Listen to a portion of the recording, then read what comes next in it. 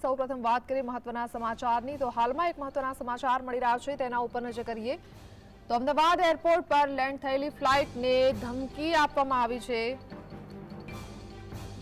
મુસાફરો નીકળ્યા બાદ એરલાઇન્સ સ્ટાફને એક ધમકી ભર્યો પત્ર મળ્યો છે।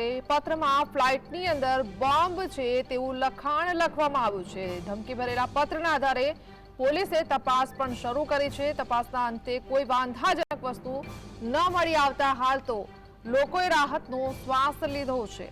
એરપોર્ટ પોલીસે અજાણ્યા પેસેન્જર સામે ફરિયાદ નોંધી તપાસ હાથ ધરી છે।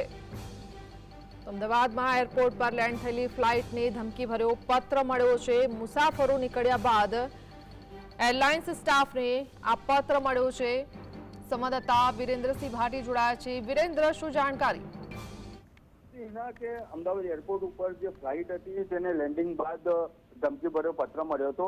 વિગતવાર જો એના વાત કરવામાં આવે તો અમદાવાદ એરપોર્ટ ખાતે જે લેન્ડ થયેલી ઇન્ડિગો ફ્લાઇટ હતી તેની અંદર મુસાફરો જે હતા તે નીકળ્યા બાદ એરલાઇન્સનો જે સ્ટાફ હતો તેને એક પત્ર મળી આવ્યો હતો ને તે પત્રની અંદર બોમ્બ હોવાનું લખાણ પણ મળી આવ્યું હતું। ત્યારબાદ તાત્કાલિક ધોરણે જે એરપોર્ટ ઓથોરિટીનો જે સ્ટાફ હતો તે તેની સાથે સાથે સ્થાનિક જે પોલીસ હતી તે હરકતમાં આવી હતી અને આ ધમકી ભરેલા પત્રને લઈને તપાસ શરૂ કરવામાં આવી હતી। ત્યારબાદ તપાસના અંતે કોઈ વાંધાજનક વસ્તુ હજી સુધી મળી આવી નથી, કારણ કે જે બોમ્બ સ્ક્વોડ હતી તેની પણ મદદ લેવામાં આવી હતી, પરંતુ હજી સુધી કોઈ બોમ્બની જે વાત સામે આવી રહી છે તે બોમ્બ મળી આવ્યો નથી, પત્ર મળી આવ્યો છે।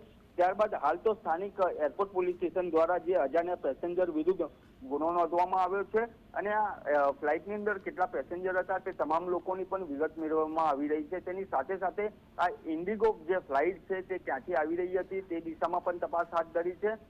તેની સાથે સાથે આ જે વ્યક્તિ દ્વારા જે પત્ર મૂકવામાં આવ્યો છે તે પત્ર કોના સંદર્ભે મૂકવામાં આવે છે, કયા સંદર્ભે મૂકવામાં આવે છે તે દિશામાં પણ તપાસ હાથ ધરી છે, પરંતુ હાલ પ્રાથમિક ધોરણે જે પોલીસ સૂત્રો પાસેથી એના માહિતી મળી રહી છે તે મુજબ જોવા જઈએ તો હાલ સ્થાનિક પોલીસથી લઈને BDDS એટલે કે બોમ્બ સ્ક્વોડ પણ હાજર છે અને ફ્લાઇટને સંપૂર્ણપણે તપાસવામાં આવી રહી છે। જી, આભાર।